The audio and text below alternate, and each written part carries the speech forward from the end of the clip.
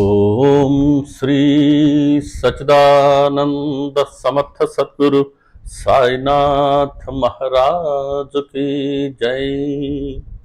గురుమధ్యే స్థితం విశ్వం, విశ్వమధ్యే స్థితో గురుః, గురుర్విశ్వం న చాన్యోస్తి తస్మై శ్రీ గురవే నమః. తస్మై శ్రీ గురవే నమః. సదా నింబవృక్షస్య మూలాధివాస సుధాస్రావిణం తీక్తమప్యాప్రియంతం తరుం కల్పవృక్షాధికం సాధయంతం నమామీశ్వరం సద్గురుం సాయినాథం. నమామీశ్వరం సద్గురుం సాయినాథం. నమామీశ్వరం సద్గురుం సాయినాథం.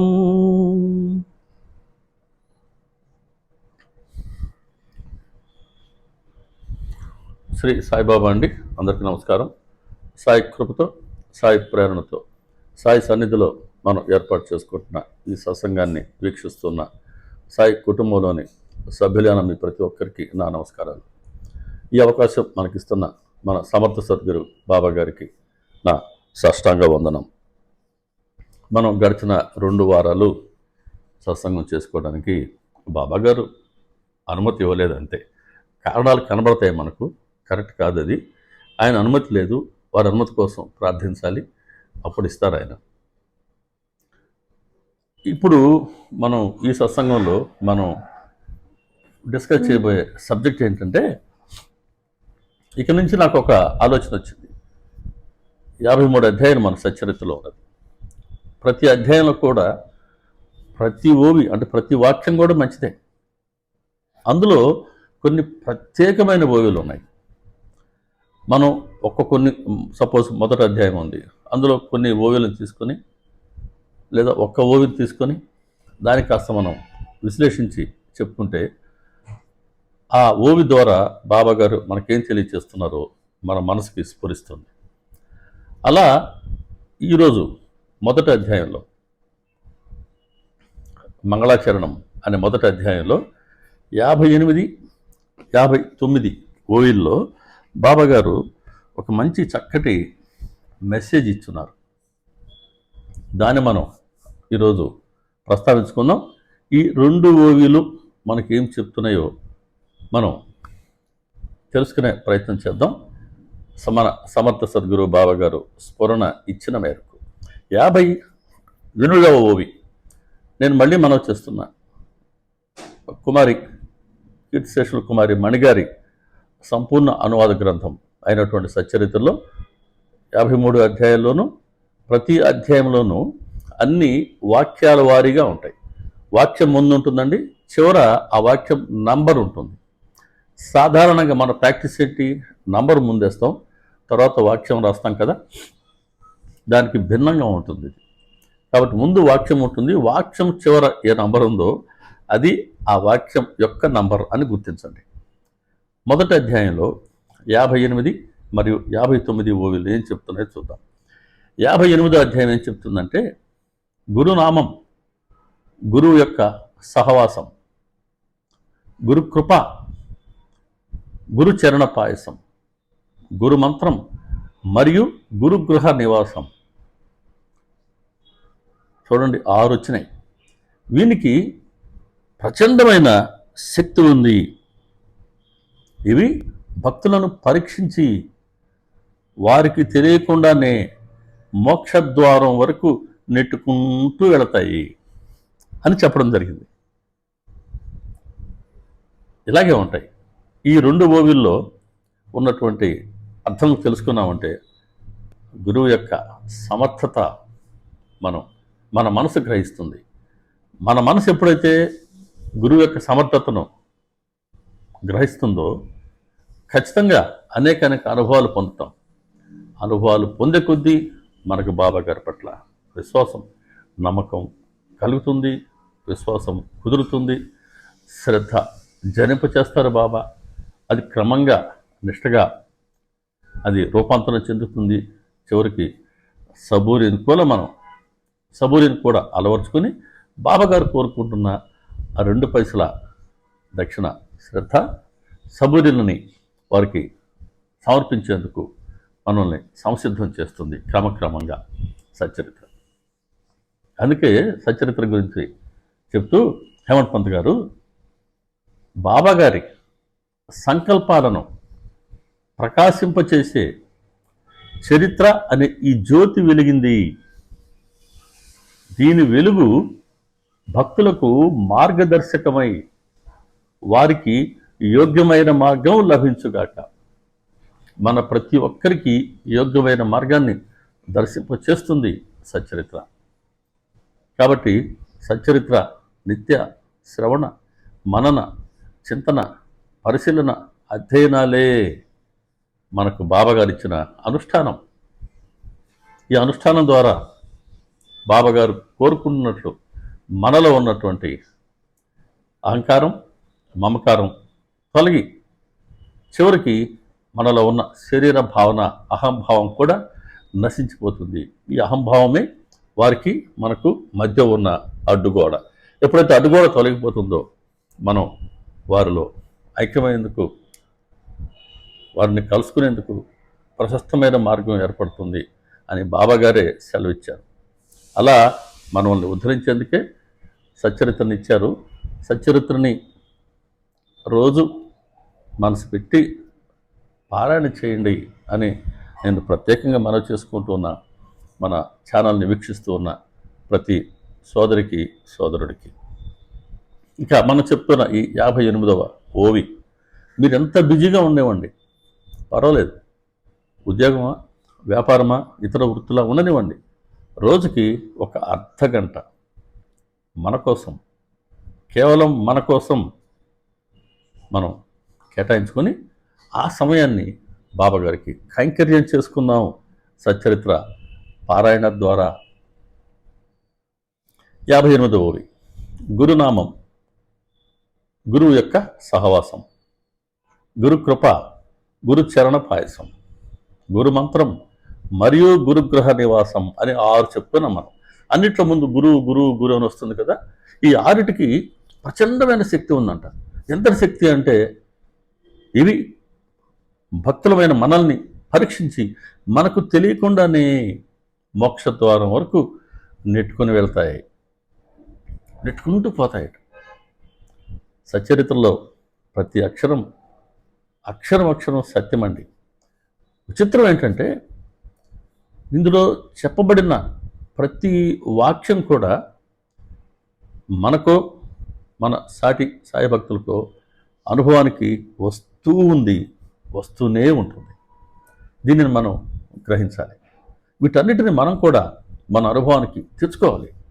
అనుభవానికి రావాలి అంటే బాబాగారి పట్ల మనకు విశ్వాసం ఏర్పడాలి అంటే, మనకు ఆయన పట్ల నమ్మకం కుదరాలి అంటే అనుభవాలు కలగాలి. అనుభవం ఎప్పుడు కలుగుతుంది? మనం అభ్యాసం చేసే కొద్దీ, అంతే కదా. కాబట్టి బాబాగారి చరిత్రని శ్రద్ధగా పారాయణ చేస్తాం, శ్రద్ధగా విందాం. దీన్ని మించిన అనుష్ఠానం లేదు మిత్రమా. ప్రత్యేకించి మనలాంటి గృహస్థులకు దీన్ని మించిన అనుష్ఠానం లేదు. ఇక్కడ ఈ 6ట్లోనూ గురువు గురువు గురువు అని వస్తుంది కదా. ఇంతకీ గురువు అంటే అర్థం ఏంటి? గురువు అంటే ఎవరు? గురువు యొక్క ఆవశ్యకత ఎలాంటిది? గురువు యొక్క పవిత్రత ఎటువంటిది అని ముందు మనం తెలుసుకొని తర్వాత ఈ 6టిని మనం ప్రస్తావించుకుందాం. ముందు గురు అంటే అర్థం ఏంటి అని చూద్దాం.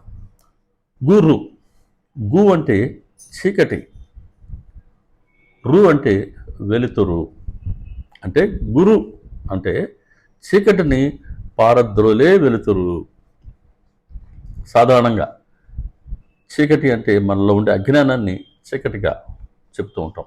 కాబట్టి మనలో ఉండే అజ్ఞానం అనే చీకటిని పారద్రోలే జ్ఞానజ్యోతి గురువు అంటే.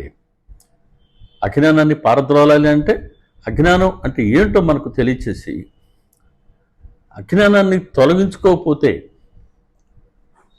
మనకు ఎటువంటి హాని జరుగుతుందో తెలియచేసి అజ్ఞానాన్ని తొలగించుకోవాలి అనే ఒక సంకల్పాన్ని మనలో కలిగించి అజ్ఞానాన్ని తొలగించుకునే మార్గాన్ని చూపే మార్గదర్శి, అజ్ఞానాన్ని తొలగించే సద్గురువు అని అర్థం. ఇంకా చెప్పాలనంటే ఒకసారి చాగంటి కోటేశ్వరరావు గారు చెప్పినట్టున్నారు ఈ నిర్వచనం పెద్దలు. గురువు అంటే చెప్తూ వారు ఎవరైతే మనం గనక ఆశ్రయిస్తే మనం కోరుకుంటున్న లక్ష్యం పట్ల మనకు సరైన నమ్మకాన్ని, లక్ష్యాన్ని, సరైన గురిని కలిగించగలరు అని వారి పట్ల మనకు ఉన్న విశ్వాసమే గురువు అన్నారు వారు. ఎంత చక్కటి నిర్వచనమో. అంటే ఎవరినైతే మనం ఆశ్రయిస్తే ఎందుకోసం మనం ఆశ్రయించామో, మన లక్ష్యం ఏంటో తెలుసుకొని ఆ లక్ష్యం పట్ల మనకు సరైన గురిని ఏర్పరుస్తారు వీరు అని వారి పట్ల మనకున్న విశ్వాసమే గురువు. వ్యక్తి కాదు, విశ్వాసం ప్రధానం అని చెప్తున్నారు. అందుకే సచరిత చెప్తుంది విశ్వమంతా వ్యాపించి ఉన్న గురుతత్వం అనింది. ఆ గురుతత్వం భక్తుల పుణ్యమంతా పోగై ఫలించే సమయం వచ్చినప్పుడు అది షిరిడిలో సాయిబాబా రూపంలో మొలకెత్తింది. అద్భుతంగా ఉంటాయండి సచ్చరిత్రలో ఉండే ఈ వాక్యాలు, చాలా ఆనందాన్ని ఇస్తాయి. కాబట్టి ఇటువంటి ఆనందాన్ని ప్రతినిత్యం పొందేందుకు కేవలం 30 నిమిషాలు బాబాగారి కోసం కైంకర్యం చేయండి.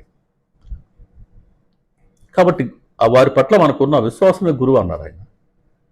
దీన్ని నిరూపిస్తూ 32వ అధ్యాయాన్ని కాస్త మనం టూకీగా ప్రస్తావించుకుంటే, నలుగురు బాబాగారితో పాటుగా ఇంకొక ముగ్గురు, అవి మొత్తం కలిపి నలుగురు అరణ్యంలో వెతుకుతూ ఉన్నారు. భగవంతుడు ఎలా దొరుకుతారు, ఎలా వారిని త్వరగా మనం లభింప చేసుకోవచ్చు అని. అంటే భగవత్ ప్రాప్తి కోసం వీరు అరణ్యంలో తిరుగుతున్నారు. తిరిగారు. దారిలో వారికి మంచి మిట్ట మధ్యాహ్నం వేళ ఒక వంజరి, ఒక ఆటవికుడు కనబడతారు. అయ్యా మీరు ఎక్కడి దాకా మీ ప్రయాణం అన్నారు. వీళ్ళు ప్రయాణం అయితే చెప్పకూడదని ఆయన చెప్తారు. అయ్యా ఈ అడవి చాలా దట్టంగా ఉంటుంది, ప్రవేశించడానికి చాలా కష్టంగా ఉంటుంది, ఇందులో ఎలా తిరగాలో తెలిసినటువంటి ఒక మార్గదర్శకుడిని కనుక మీ వెంట తీసుకువెళ్తే ఆయన మిమ్మల్ని గమ్యానికి చేర్చుతారు. కాబట్టి కాస్త మీరు ధైర్యం వహించమంటారు. వీళ్ళు కాస్త మిట్ట మధ్యాహ్నం వేళ మీ ప్రయాణం ఎందుకండి, ఇదిగో నాకు చెప్పపోతే పోయారు, కాస్త నీడలో కూర్చోండి, ఇదిగో ఈ రొట్టె తినండి, ఈ నీరు త్రాగండి, తర్వాత మీ పాటికి మీరు వెళ్ళవచ్చు అని చెప్తే ఆయన మాట వినరు. ఎందుకంటే ఈ నలుగురు పండితులు ఒక్కొక్కరు ఒక్కొక్క మార్గంలో భగవంతుని దర్శించుకోవాలి అనుకుంటున్నారు. ఒకరు జ్ఞాన మార్గాన్ని చెప్తే, ఇంకొకరు కర్మ మార్గాన్ని చెప్తే, ఇంకొకరు యాగ మార్గం అంటే మన అష్టాంగ యోగం, ఆ యోగ మార్గం చెప్తే, ఇంకొకరు భక్తి మార్గం చెప్తే, ఆయా 4 మార్గాల ద్వారా మనం భగవంతుని దర్శించుకోవచ్చు కదా అని ఈ నలుగురు వాళ్ళ అభిప్రాయాన్ని వెలిపుచ్చారు. కాబట్టి మనకంతా తెలుసు కదా, ఇతడు ఆటవికుడు, ఒక వంజరి, ఇతని మాటని ఎందుకు మనం ఆలకించాలని ఆయన మాటల్ని లక్ష్య పెట్టకుండా ప్రయాణం కొనసాగించారు. కానీ ఆ వంజరి చెప్పినట్లే అరణ్యంలో ఎటు పోతున్నారో తెలియట్లేదు, ఎటు నుంచి వచ్చారో తెలియట్లేదు, తిరిగి మళ్ళీ ఎక్కడ బయలుదేరారో అక్కడికే వచ్చారు. అక్కడ మళ్ళీ ఆ వంజరి కనపడ్డారు. చెప్పారన్న, అయ్యా నేను మీకు ముందే చెప్పాను, ఆ మార్గం తెలిసినటువంటి ఒక మార్గదర్శకుని వెంట తీసుకెళ్తేనే మీరు తిరగగలరండి. ప్రతి పర్యాయం మన బుద్ధి చాతుర్యం పనికిరాదండి. చిన్న పనైనా పెద్ద పనైనా ఇలా చెయ్యి అని చెప్పేందుకు ఒక మార్గదర్శి ఉండాలి. సరే, అయినా సరే మీరు ఇదిగో ఈ రొట్టె తీసుకోండి, మంచినీరు త్రాగండి అని మళ్ళీ చెప్తాడు. వడ్డించిన భోజనాన్ని మీరు వద్దనకండి, అన్నం పళ్ళ్యాన్ని త్రోసిపుచ్చకండి. కారణం ఏంటి అని అంటే, ఆ మిట్ట మధ్యాహ్నం సమయంలో సాధారణంగా ఆకలి అవుతుంటుంది వారందరికీ. ఆ సమయంలో ఎవరైనా మనకు తటస్థపడి ఇదిగో కాస్త భోంచేయి అని చెప్తే అది అది భగవంతుడి మాటగా మనం గుర్తించాలి. భగవంతుడే ఆ ఏర్పాటు చేస్తున్నాడు అని గుర్తించాలి. వారి మాట కనుక విని మనం భోంచేస్తే, మనం దేనికోసమైతే అంటే మనం ఏ పని కోసమైతే మనం బయలుదేరి ఉన్నామో, ఏ పని కోసమైతే మనం ఉన్నామో ఆ రోజు, ఏ పని పూర్తి చేసుకోవాలి అని మనం ప్రయత్నిస్తున్నామో ఆ పని సఫలమవుతుంది అని భగవంతుడి ఆశీర్వాదంగా మనం భావించాలి. కాస్త ఓర్పు వహించమన్నారు ఆయన. అయినా సరే ఈ ముగ్గురు మాత్రం వారి మాటను లక్ష్య పెట్టలేదండి. ఆ ముగ్గురు ప్రయాణం ముందుకు కొనసాగించారు. కానీ బాబాగారు మాత్రం ఆలోచించారు, అరే పొద్దున ఈయన మనకి ఈ మాటే చెప్పారు, ఇప్పుడు ఈ మాటే చెప్తున్నారు, ఎటువంటి లాభం లేకుండా అంటే ఎటువంటి ప్రతిఫలాన్ని ఆశించకుండా మనకు ఆయన సహాయం చేస్తానంటున్నాడు, మన మీద ప్రేమ చూపిస్తున్నాడు, ఇదిగో కాస్త నీడలో కూర్చోమంటున్నాడు, రొట్టె తినమంటున్నారు, మంచినీరు త్రాగమంటున్నారు. కాబట్టి ఎటువంటి లాభాన్ని ఆపేక్షించకుండా, కోరుకోకుండా మన మీద ఆయన ప్రేమను చూపిస్తున్నాడే. ఇదిగో ఇతని మాటను కనుక మనం వింటే మనం ప్రయత్నిస్తున్న కార్యాన్ని మనం త్వరగానే పొందగలం, ఆ ప్రయత్నంలో మనం మొదటి మెట్టు ఎక్కగలం అని ఆయన మాటలు విని అక్కడ కూర్చొని ఆయన ఇచ్చిన రొట్టె తిన్నారండి, మంచినీరు త్రాగారండి. అప్పుడు అకస్మాత్తుగా గురువు ప్రకటమయ్యారు అని అంటాడు అక్కడ హేమంత్ పంత్ గారు. ఎలా ప్రకటమయ్యారు అంటే, భూమి నుంచి ఆకాశం వరకు పెద్దగా మూర్తిగా ఎన్నో చేతులతో అలా ప్రకటన కాల. ఒకటికి రెండు పర్యాయాలు ఏ వంజరైతే వాళ్ళకి మంచి మాటలు చెప్పారో, మంచి సూచన సలహాని ఇచ్చారో, ఆ వంజరే ఇంతకుముందు వంజరుగా కనపడ్డాడు, కానీ ఇప్పుడు గురువుగా ప్రకటమయ్యారు. ఎప్పుడు ఆయన మాటల పట్ల విశ్వాసాన్ని ఉంచాడే, ఆయన మాటలు నమ్మాడే, నమ్మి ఆయన చెప్పినట్లు చేశాడే, ఇప్పుడు ఆయన గురువుగా ప్రకటమయ్యారు.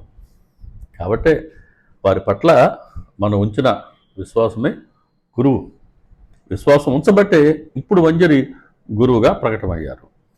ఇదే కోటేశ్వరరావు గారు ఆయన చెప్పినటువంటి నిర్వచనం. దానికి మన సచ్చరిత్రలో ఉన్నటువంటి నిరూపణ ఇది.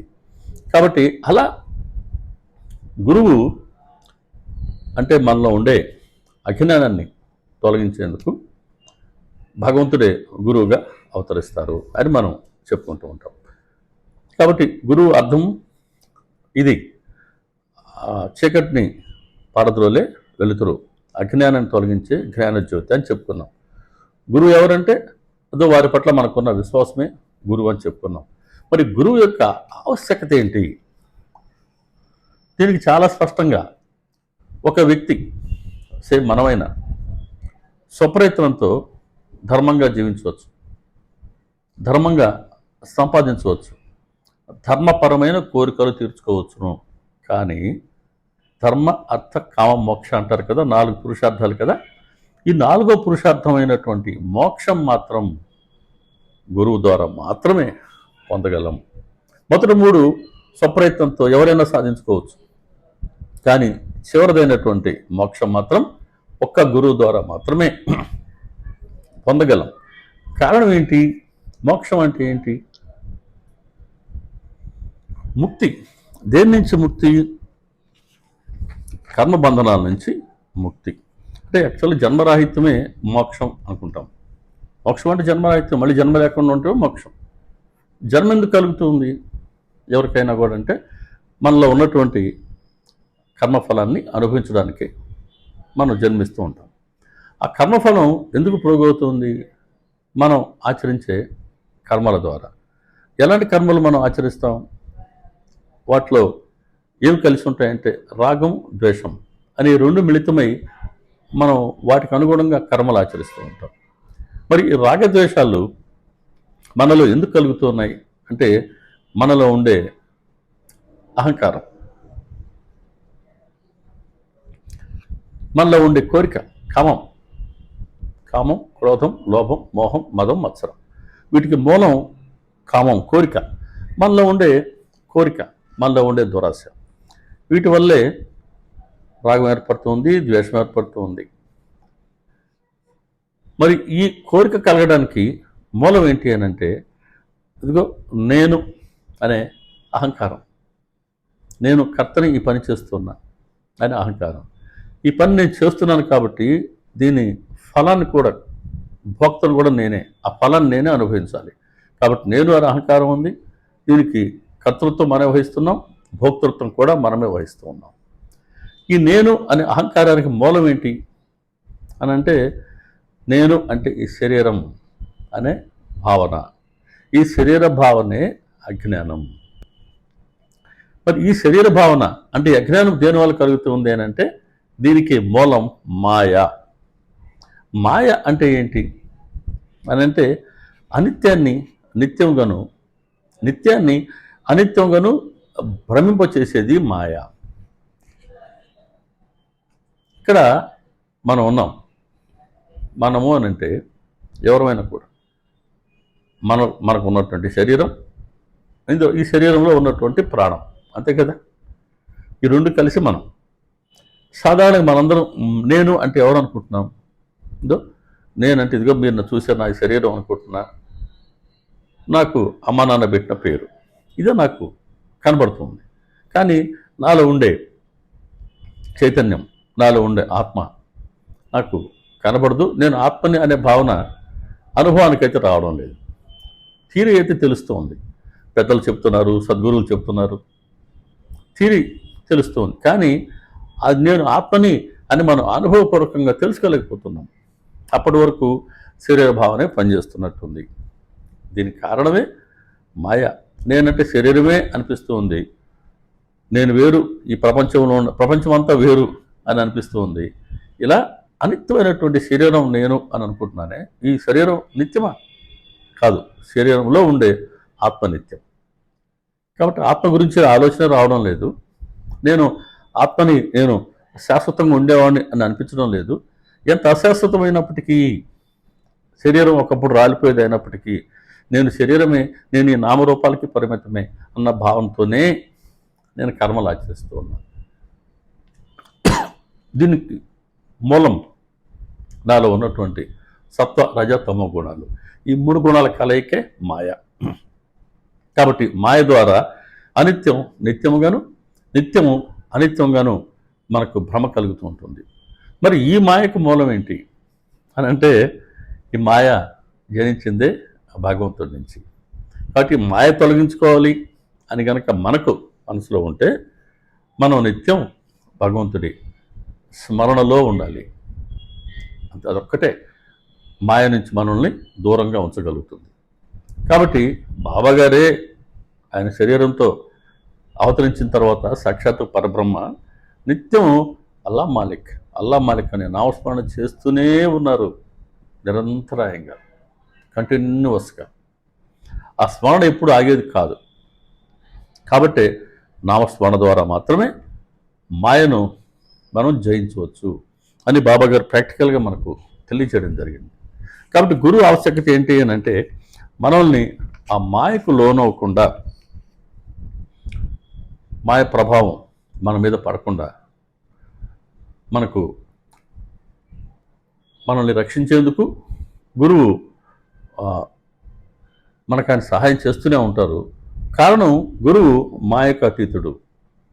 కారణం ఏంటి? భగవంతుడే గురువుగా, సద్గురువుగా, సత్పురుషులుగా అవతరిస్తున్నారు. భగవంతుడు నుంచే మాయ పుట్టినప్పటికీ భగవంతుడు మాయకు అతీతం. భగవంతుడే బాబాగారికి అవతరించారు కాబట్టి బాబాగారు మాయకు అతీతులు. కాబట్టి ఎవరైతే మాయకు అతీతంగా ఉంటారో వారిని మనం ఆశ్రయించడం ద్వారా మనం 4వ పురుషార్థమైన మోక్షాన్ని పొందవచ్చు. ఇది గురువు యొక్క ఆవశ్యకత. గురువు యొక్క పవిత్రత ఎటువంటిది అంటే ఇప్పుడు మనం చెప్పుకున్నట్టుగా మనం మళ్ళీ జన్మ లేకుండా చేసుకోవాలి అని అంటే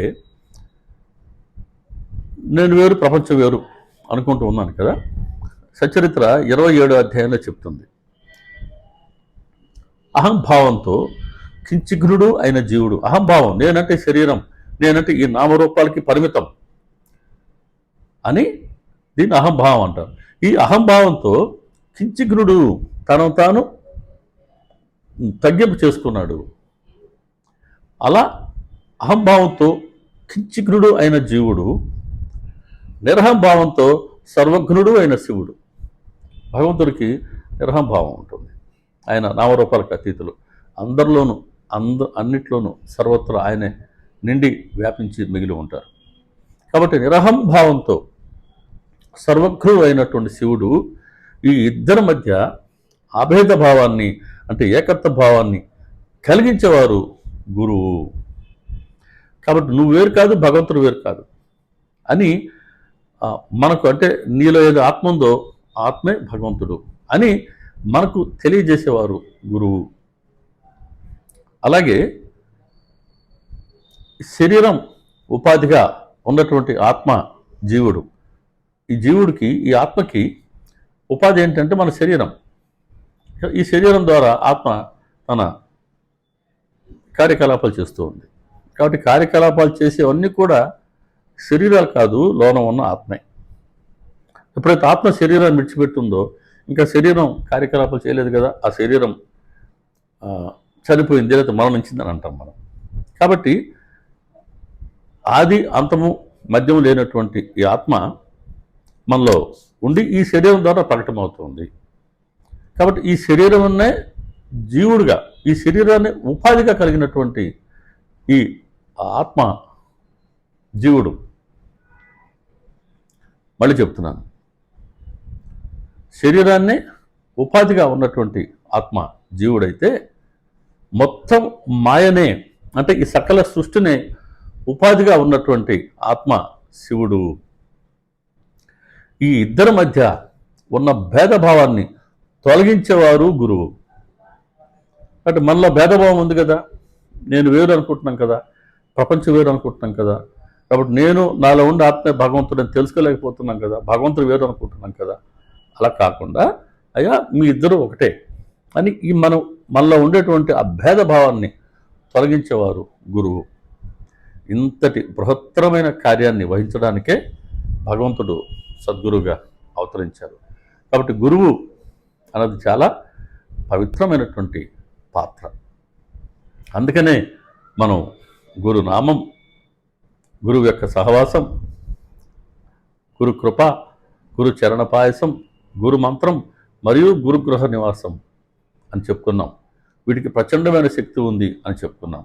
ఇప్పుడు వీటిలో ఉన్నటువంటి అంశాలు మనం పరిశీలిస్తే ఇదే మాటని మనకు శ్రీకృష్ణ పరమాత్మ కూడా భగవద్గీతలో ధర్మ సంస్థాపనార్థాయ సంభవామి యుగే యుగే అన్నారు. ఆయన జగద్గురు తొలిసారి భగవద్గీత ద్వారా ప్రపంచానికి జ్ఞాన బోధన ఇచ్చినటువంటి గురువు.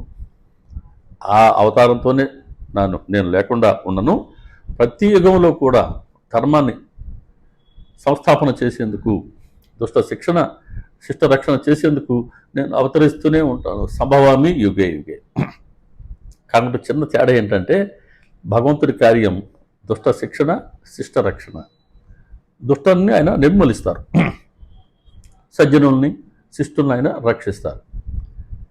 కలియుగంకి వచ్చేసరికి గురువు పాత్ర ఎటువంటిదంటే ఈయన దుష్టులని సంహరించడం కాకుండా మనుషులలో ఉన్న దుష్టత్వాన్ని సంహరిస్తారు. ఎలా? శిక్షణ ఇచ్చి దుష్టత్వాన్ని తొలగిస్తారు. ఇదే ఉద్ధరణ. అలా మనల్ని ఉద్ధరించి మనలో ఉండే దుష్టత్వాన్ని శిక్షణ ద్వారా తొలగిస్తారు గురువు. కాబట్టే గురువు పాత్ర ఎప్పుడు కూడా ప్రత్యేకం, పావనం, అతి పవిత్రం. ఇప్పుడు ఈ గురు నామం అనే అంశాన్ని మనం దర్శించుకున్నాం. ఇప్పటిదాకా ఏం చూసాం మనం? గురు అంటే అర్థం ఏంటో చూసాం, గురువు అంటే ఎవరు అని చెప్తున్నాం, గురువు యొక్క ఆవశ్యకత ఎలాంటిది అని చెప్తున్నాం. తర్వాత గురువు యొక్క పవిత్రత, ప్రాముఖ్యత ఏంటో కూడా మనం చెప్పుకున్నాం. ఇప్పుడు మనం గురువు నామం గురించి చెప్పుకుంటాం. గురునామం మనం శరీర భావంతో ఉన్నంత వరకు మనలో మనల్ని ఉద్ధరించాలి అని అంటే భగవంతుడు కూడా మానవ రూపంలో అవతరిస్తూ ఉన్నారు. ఇదే చెప్తారు శ్రీరామకృష్ణ పరమహంస కూడా. యుగ యుగాలుగా భగవంతుడు మానవ రూపంలో అవతరిస్తున్నారు కాబట్టి వారికి కూడా ఒక రూపంతో అవతరిస్తున్నారు. వారికి కూడా ఒక నామం ఉంటుంది. మనం అంటే ఒక్కొక్కరు ఒక్కొక్క గురువును ఆశ్రయించి ఉన్నారు. ఇప్పుడు మనం ఆచరించిన వారు, మన గురువు, మనం ఆరాధించేవారు మన సమర్థ సద్గురు సాయిబాబా. వీరికి సాయి అనే నామం ఇది కదా, వీరి నామం. మనం అందుకే కదా సాయి నామాన్ని స్మరిస్తూ ఉంటాం. ఈ సాయి అన్న నామం ఎలా వచ్చింది బాబా గారికి అంటే, మనం ఇదివరకు ఒకసారి చెప్పుకున్నాం. భక్తమాల సపతి ఆయన్ని సాయి అని పిలిచారు. బాబా గారు షిరిడిలో 1854 సంవత్సరంలో ప్రకటమయ్యారు. 3 ఏళ్ళు షిరిడిలో ఉన్నారు. తిరిగి అంతరార్థమయ్యారు. తిరిగి అదృశ్యమయ్యారు. తిరిగి మళ్ళీ 1 సంవత్సరం తర్వాత షిరిడిలో ప్రకటమయ్యారు.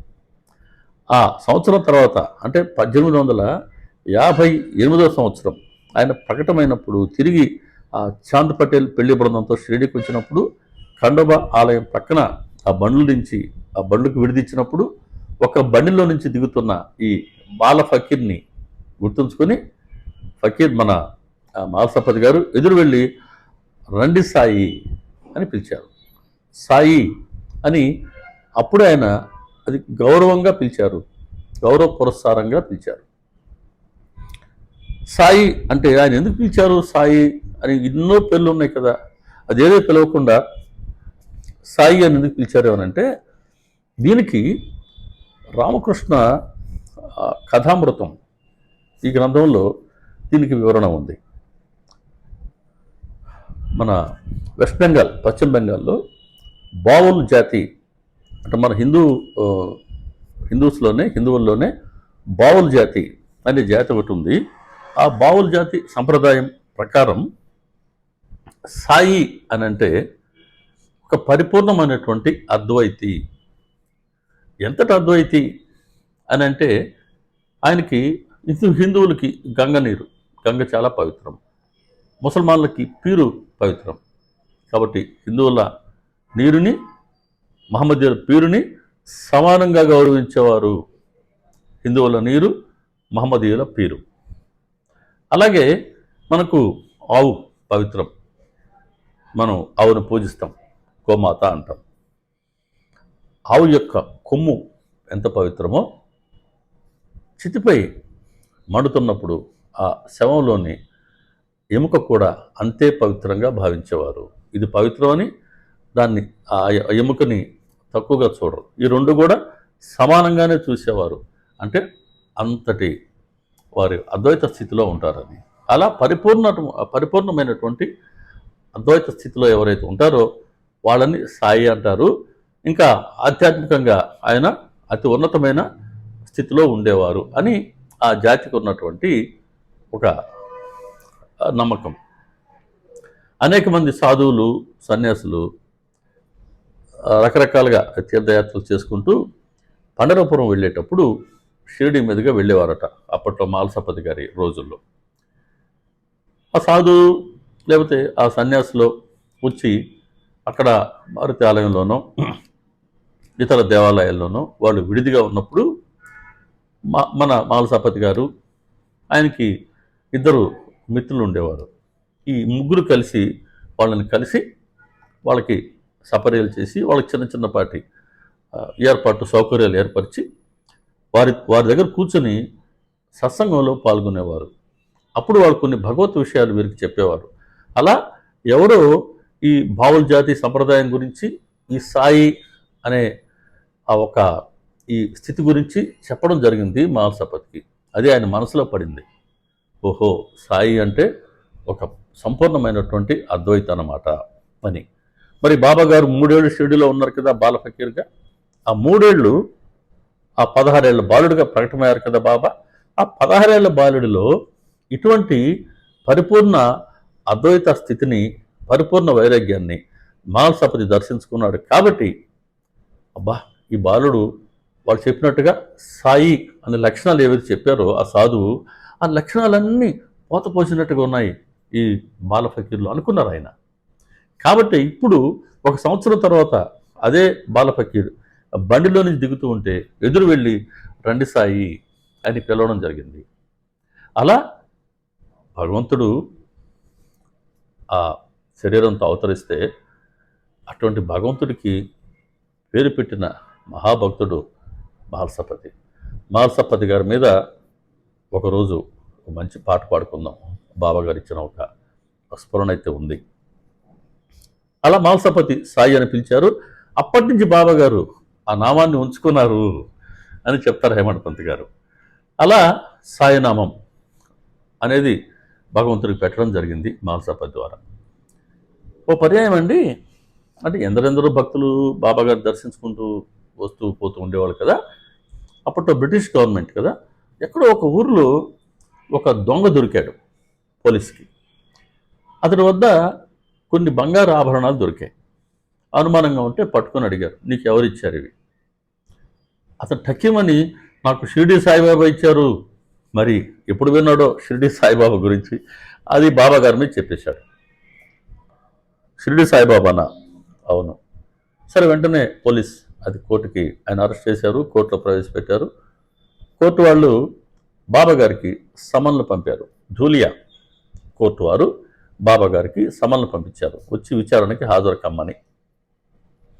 ఇంకా ఆ ఉత్తర్వులు ఇచ్చేందుకు ఆ బంటోతో వస్తారు కదా, ఆ వ్యక్తి మన ద్వారకామాయికి వచ్చారు షిరిడీకి బాబా గారికి ఇవ్వటానికి. ఆ సమయంలో అక్కడ నానాసాహెబ్ చంద్రకర్, కాకాసాహెబ్ దీక్షిత్ గారు ఇద్దరు ఉన్నారు. వాళ్ళు చూశారు, వాళ్ళకి అర్థమైంది. వాళ్ళు చెప్పారు, కాకాసాహెబ్ దీక్షిత్ ఏమో పెద్ద అడ్వకేట్, నానాసాహెబ్ చంద్రకర్ కలెక్టరేట్లో పనిచేసేటువంటి ఒక మంచి అధికారి. ఈ ఇద్దరు ఉన్నారు కాబట్టి వాళ్ళు ఉత్తర్వులు తీసుకొచ్చిన వ్యక్తికి చెప్పారు, అరే బాబా గారు మహాత్ములండి, వారిని విచారణకు పిలవడం ఏంటి? సరే, విచారణ వద్దని మేము అనడం కాదు, ఎందుకంటే కోర్టు ఆ ఉత్తర్వు దాన్ని ధిక్కరించే అవకాశం లేదు కాబట్టి. కానీ బాబా గారు అలా వారిని కోర్టుకు రమ్మడం సబబు కాదు. అవసరమైతే జడ్జి గారికి చెప్పండి, ఆ విచారణ అధికారిని ఇక్కడికే రమ్మనండి, వారిని ఇక్కడే విచారిస్తే బాగుంటుంది అని చెప్పారు. సరే, దానికి అప్పట్లో జడ్జి కూడా మంచివారు, ఆయన దానికి అంగీకరించారు. ఆ విచారణ అధికారిని ఆయన షిరిడి వెళ్ళి రమ్మన్నారు. ఆ విచారణ అధికారి షిరిడి వస్తున్నాడు. ఆ అధికారి రావడానికి కొన్ని గంటల ముందు మసీదులో బాబాగారు హడావిడి చేశారు. ఇక్కడ బల్ల వేయండి, ఇక్కడ కుర్చీ వేయండి, ఇక్కడ ఇంకో బల్ల పెట్టండి అని. ఎందుకు చెప్పారో ఏంటో ఎవరికి అర్థం కాల. కొన్ని గంటల తర్వాత అర్థమైంది, ఈ విచారణ అధికారి ద్వారకామాయికి వచ్చారు. సరే, బాబాగారు కూర్చున్నారు. మీ పేరేంటండి? ఇప్పుడు ఏం చెప్పాలి బాబాగారు? మరి ఆల్రెడీ మాల్సపతి గారు సాయి అని పిలిచారు కదా, అందరూ సాయిబాబా సాయిబాబా అంటున్నారు కదా, ఇప్పుడు ఏం చెప్పాలి? ఆయన పేరు సాయిబాబా అని చెప్పాలి. అలా చెప్పలేదు. ఇదండి, వీరందరూ నన్ను సాయిబాబా అంటున్నారు. ఎంత లోతుగా ఉందో చూడండి. 13వ అధ్యాయం చెప్తుంది, బాబాగారి మాటలు అతి చిన్నవిగా సూత్రాల వలె సంగ్రహంగా ఉన్నప్పటికీ వాటిలో ఉండే అర్థం మాత్రం అత్యంత గంభీరంతో ఉంటూ అతి సమగ్రముగాను అతి గహనముగాను ఉంటాయి. అంటే సమగ్రంగా ఉంటే చాలా లోతుగా ఉంటుంది అందులో ఉన్న మాటల్లో అర్థం. ఇక్కడ ఈ మాటలోని అర్థాన్ని గమనించండి. అందుకే మనం బాబాగారి లిటరేచర్ అంటే బాబాగారి గ్రంథాలు చదువుతూ ఉన్నప్పటికీ సత్సంగాల్లో పాల్గొనడం ద్వారా ఆ అర్థాలలో చదువుతున్నప్పుడు బాబాగారి ముఖతా వచ్చే వచనాలలోనూ లేక వారి చర్యల్లో ఉన్న అర్థాలు ఇవన్నీ కూడా సత్సంగాల్లోనే మనకు తెలుస్తూ ఉంటాయి. చాలామంది పెద్దలు 2008 నుంచి బాబాగారి అనుగ్రహంతో సత్సంగాల్లో పాల్గొంటూ ఉంటే అనేక మంది పెద్దల ద్వారా విన్న అనేక విషయాలు బాబాగారి పట్ల కొంతమేరకి అవగాహన కలిగించాయి. వారందరికీ నా పాద నమస్కారం. కాబట్టి ఇక్కడ బాబా గారు ఏమంటున్నారు, వీరందరూ నన్ను సాయిబాబా అంటున్నారు. దీని అర్థం ఏంటంటే నన్ను ఒకప్పుడు శ్రీరాముడు అన్నారు త్రేతాయుగంలో, మరొకప్పుడు ద్వాపరయుగంలో శ్రీకృష్ణుడు అన్నారు, తర్వాత జీసస్ క్రీస్తు అన్నారు, మహమ్మద్ ప్రవక్త అన్నారు, ఇదిగో ఇప్పుడు సాయిబాబా అంటున్నారు. అలా పేరు లేదు నాకు, నేను ఒక నామానికి రూపానికి పరిమితమైన కాను. అయినా సరే వీరందరూ నన్ను సాయిబాబా అంటున్నారు. మీ తండ్రి పేరు సాయి, తల్లి పేరు సాయి, మీ వయసు అనేక లక్షల సంవత్సరాలు అయిపోయాయి. సరే, ఇదంతా వినే అధికారికి వింతగా అనిపించి ఉండవచ్చు. కానీ బాబా గారా, మసీదులో కూర్చుని నేను అబద్ధం చెప్పరు. భగవంతుడు అబద్ధం చెప్తారండి? సరే, మీ మీద వచ్చిన అభియోగం ఇదండి, మీరు ఇదిగో ఫలానా వ్యక్తికి ఇదిగో బంగారు నగలు ఇచ్చినట్టుగా అతను చెప్తున్నాడు, మీరు అతడికి ఆ నగలు ఇచ్చారా అని విచారణాధికారి ప్రశ్న. దీనికి బాబాగారి జవాబు, అందరికీ అన్నీ నేనే ఇస్తూ ఉంటాను. ఎంత అద్భుతమైన మాట! అందరికీ అన్నింటినీ నేనే ఇస్తూ ఉంటాను. మరి మీరు ఇచ్చినట్టు ఒప్పుకుంటున్నారా? ఏంటిదంతా అన్నారు బాబాగారు. వెంటనే దీక్షిత్ గారు దాంట్లో కలెక్ట్ చేసుకుని ఆ అధికారికి చెప్పారు, అయ్యా, అందరికీ అన్ని బాబాగారే ఏర్పాటు చేస్తారు, వారు సాక్షాత్తు పరబ్రహ్మ భగవంతుడు. ఇది మా అందరి అనుభవం. కానీ మీరు ఆ దొంగకి బాబాగారు నగలిచ్చారని చెప్తున్నారు కదా, ఇచ్చిగనుకుంటే ఆ అతడు షిరిడీకి వచ్చి ఉండాలి కదా. అప్పట్లో ఉన్న అలవాటు ఏంటంటే, మనం కనుక పరాయి గ్రామానికి వెళ్తే ఆ గ్రామం సరిహద్దులో ఒక చెక్ పోస్ట్ ఉండేది. ఆ గ్రామంలోకి బయట వారు ఎవరు వచ్చారు, వారి వివరాలేంటి, సమయం, తారీఖు నమోదయ్యేటివి, ఒక రికార్డు మెయింటైన్ చేసేవారు. రిజిస్టర్ అనండి, ఆ రికార్డు వాళ్ళు మెయింటైన్ చేసేవారు. సో మనం ఆ ఊర్లో ప్రవేశించినప్పటి నుంచి తిరిగి వెళ్ళిపోయేంత వరకు ఆ సమయం, తారీఖు నమోదు కాబడేవి. అలా అయితే నేను ఆ రిజిస్టర్ తెప్పిస్తాను, షిరిడి గ్రామంలో ఉండేది, మీరు చూడండి. ఆ పేరు గల వ్యక్తి మరి షిరిడీలోకి వచ్చి ఉండాలి కదా. మీకు బాబాగారు ఎప్పుడు ఇచ్చారు అని చెప్తున్నాడు అతను, మీరు ఆ తారీఖు నుంచి కొద్దిగా ఇటుగా చూడండి అన్నారు. అధికారికి ఆ మాట నచ్చింది. రిజిస్టర్ తెప్పించారు, ఆ తారీఖులు మొత్తం వెతికారు, ఎక్కడ కూడా ఆ పట్టుబడ్డ వ్యక్తి షిరిడీకి వచ్చినట్టుగా నమోదు కాబడలేదు. కాబట్టి అతడు చెప్పింది అబద్ధం,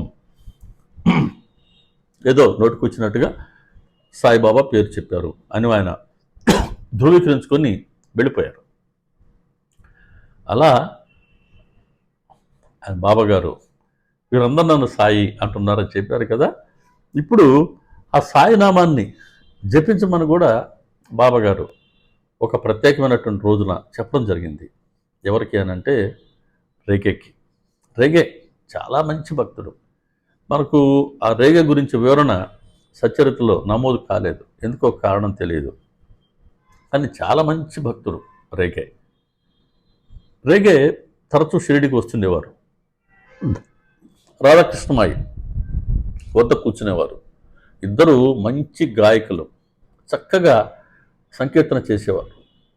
చక్కగా సంకీర్తన ఎవరు చేస్తున్నా మనం వింటాం కదా.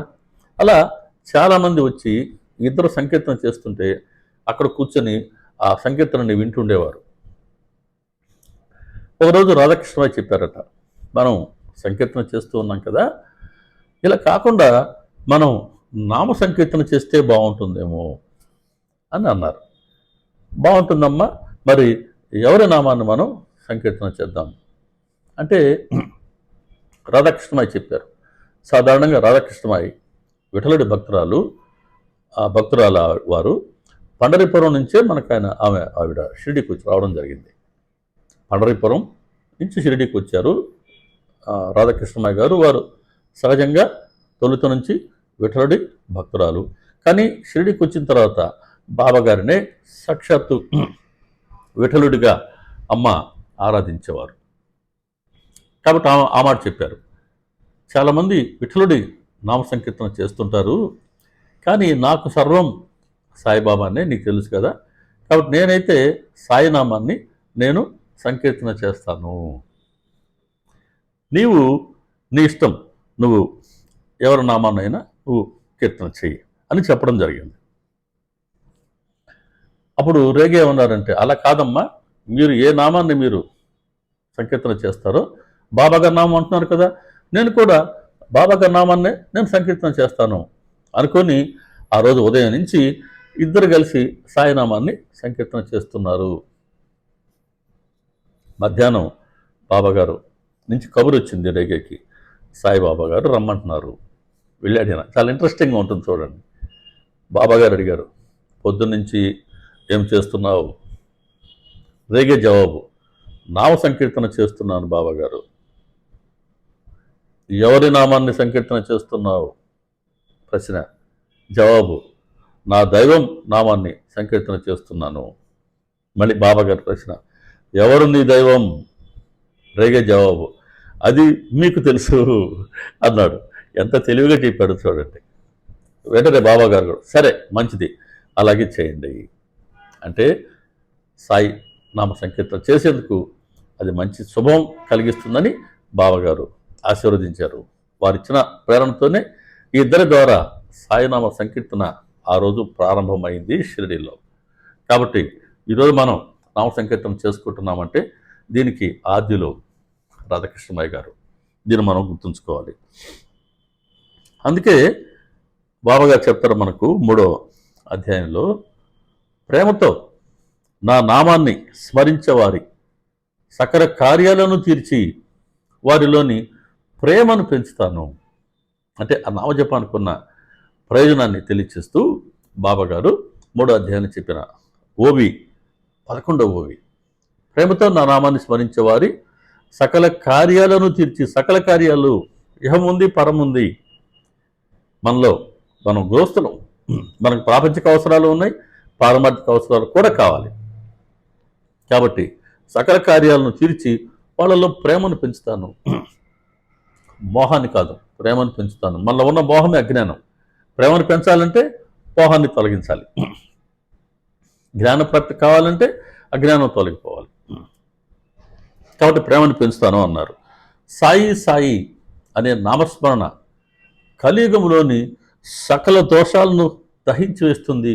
ఓవి 23వ అధ్యాయంలో. కాబట్టి సాయి సాయి అనే నామస్మరణ కలియుగంలోని సకల దోషాలను దహించి వేస్తుంది.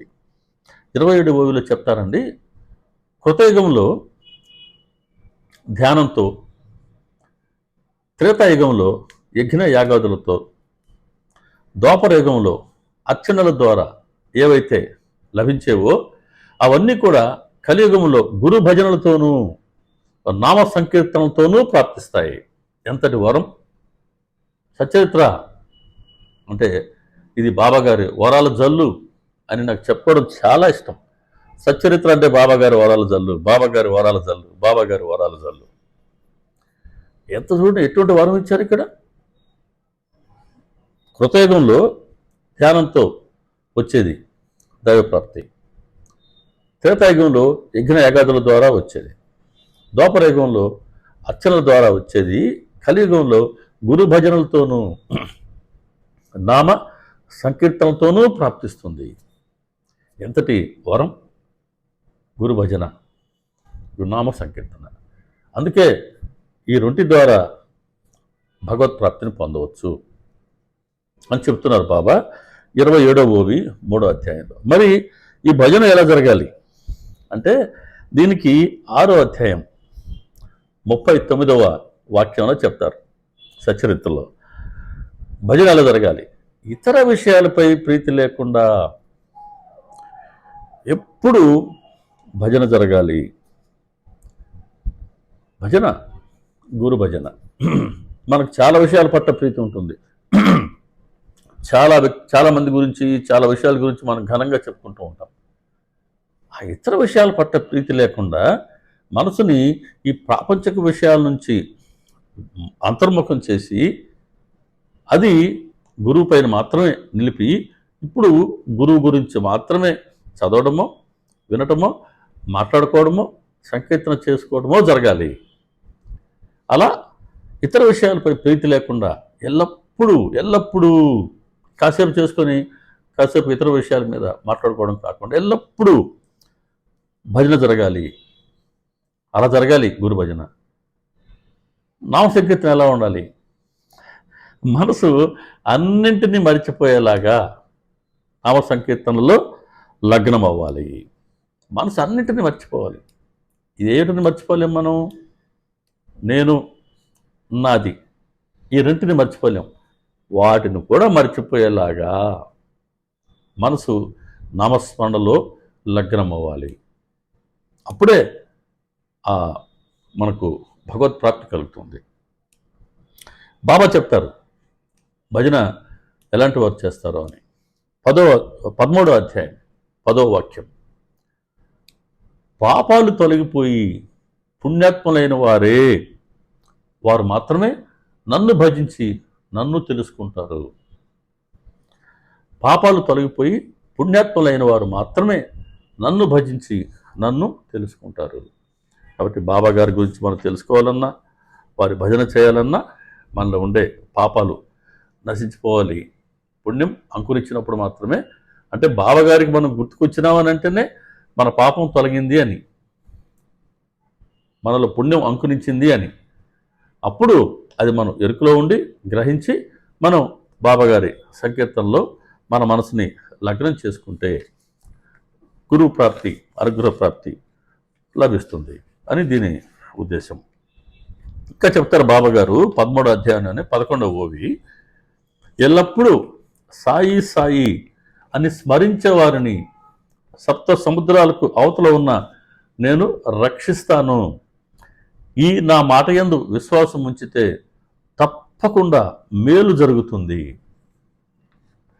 మళ్ళీ ఒక అద్భుతమైనటువంటి వరం. ఇన్ని వరాలు వస్తూ ఉంటాయండి. సచరిత్ర గురించి మనం మాట్లాడడం ప్రారంభిస్తే బాబాగారు వరాలు ఎన్నో మన స్ఫురణకు ఇస్తూ ఉంటారు. బాబా ఏం చెప్తున్నారు ఇక్కడ? సాయి సాయి అని ఎప్పుడు స్మరించే వారిని సప్త సముద్రాల అవతల ఉన్న నేను రక్షిస్తాను. ఈ నా మాట యందు విశ్వాసం ఉంచితే తప్పకుండా మేలు జరుగుతుంది. సప్త సముద్రాలు ఎక్కడ ఉన్నాయి? సప్త సముద్రాలు మనలోనే ఉన్నాయండి. మనమే వీటికి అవతలే ఉంటాం. గురువేమో భవసాగరం, ఆయన ఒక తీరంలో ఉంటారు భగవంతుడు, మనం ఇంకో తీరంలో ఉంటాం. ఆయనకి మనకు మధ్యలో ఉన్నది ఈ భవసాగరం. ఇలాంటి 7 ఉన్నాయి అంటాడు బాబాగారు. ఆ 7 ఏంటి? అరిషడ్ వర్గాలు: కామం, క్రోధం, లోభం, మోహం, మదం, మత్సరం. వీటన్నిటిని మించింది అహంకారం. నేను నేను నేను ఈ 7 కలిపి సప్త సముద్రాలుగా బాబాగారు చెప్తున్నారు. చెప్పాను కదా, బాబాగారి మాటలో ఉన్న అర్థం చాలా లోతుగా ఉంటుంది. ఇవి సత్సంగాల ద్వారా మాత్రమే గ్రహించగలిగాం. ఆ సత్సంగాలు చేసిన వాళ్ళు, ఆ సత్సంగాలులో పాల్గొనే అవకాశం ఇచ్చిన బాబాగారికి జన్మలకి రుణపడే ఉంటాం. కాబట్టి ఇలా సాయిని కనుక మనం స్మరిస్తూ ఉంటే ఇవన్నీ మనలో ఉన్నప్పటికీ వీటన్నిటిని తొలగించి నేను వారిని రక్షిస్తాను అని బాబాగారు మనకిస్తున్నటువంటి అభయం. ఈ నా మాట యందు విశ్వాసం ఉంచితే తప్పకుండా మేలు కలుగుతుంది. కాబట్టి ఈ గురునామం యొక్క ప్రయోజనాలు చెప్తూ వచ్చారు కదా బాబాగారు.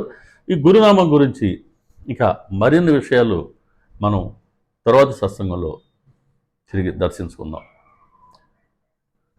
సర్వే జనా సుఖినో భవంతు, లోకా సమస్తా సుఖినో భవంతు, సమస్త సన్మంగళాని భవంతు. ఓం శాంతి శాంతి శాంతి. సర్వం శ్రీ సాయినాథార్పణమస్తు. శుభం భవతు. ఓం తత్సత్. సాయిబాబా అండి. అందరికీ నమస్కారం. మన ఛానల్ని ఇతర సాయి భక్తులకి పరిచయం చేయండి. మళ్ళీ మనం గురువారం రోజు కీర్తనలో కలుసుకుందాం. తర్వాత ఇదే సబ్జెక్ట్ని మనం ఇంకో సత్సంగంలో చెప్పుకుందామండి. నమస్కారం. శ్రీ సాయిబాబా.